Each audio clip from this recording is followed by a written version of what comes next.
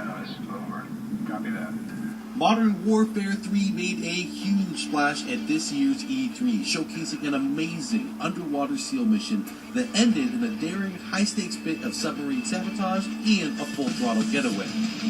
We spoke with Robert Bowling from Infinity Ward and Glenn Schofield from Sledgehammer Games to find out what fans could expect from Modern Warfare 3. And we asked what it was like to bring the talents of Infinity Ward and Sledgehammer Games together to create the game. In the beginning, there was a little bit of a competition, and that competition was healthy. But we worked together on story. We came together on what tools to make, and now you're talking about two really strong engineering teams, two strong art teams, and storytelling teams. And when you put the two of them together, and they get along, I mean, you're only going to get something that bubbles up with even better. Teaming up with Sledgehammer, they had their personality coming in that really complemented what we were doing already in the Modern Warfare franchise, And then it's great to see eye to eye on certain things that are just core design philosophies, like maintaining that 60 frames per second, because that is what builds Call of Duty cinematic moments. Modern Warfare 3 takes place right after Modern Warfare 2, just a couple hours. I mean, DC is still burning. The eastern seaboard of the United States is full of a lot of battles. The Russians have moved into New York City, and we're starting to push them out. But the battle is going deeper than that. Yeah, I mean, it's going all over the world. I mean, Task Force 141 is either dead or on the run.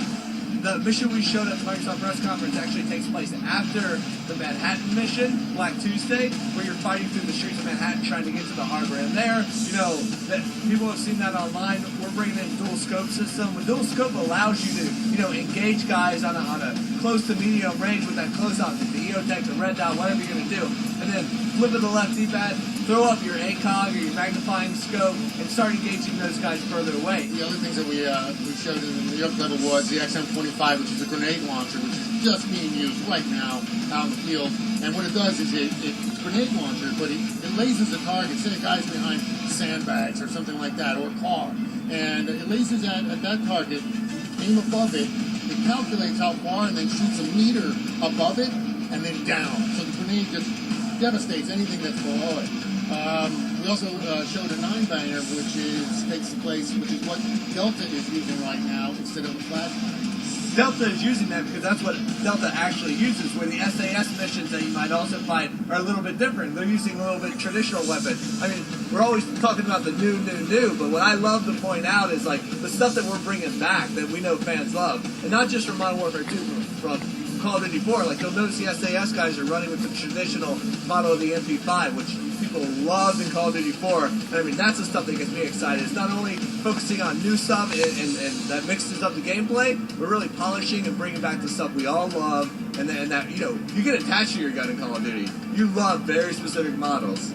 We introduced Spec Ops in Modern Warfare 2 as this awesome co-op mode, a guy and his friend, a dad and his son, sit on the couch, just really enjoy the game outside the story. In Modern Warfare 3, we're blowing it out. We have those traditional mission modes, but then we're bringing in an all-new survival mode, which is endless waves of increasingly more difficult enemies.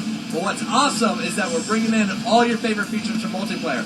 Matchmaking, progressive ranking, unlock. So now Hour 1 of Spec Ops, completely different from Hour 10 because you have new kill streaks to your ability.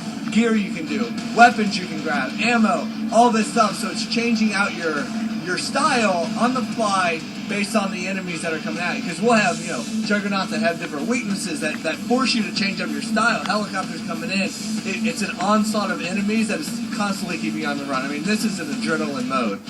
We'd like to thank Robert and Glenn for taking the time to talk to us, and thank you for watching Inside Xbox.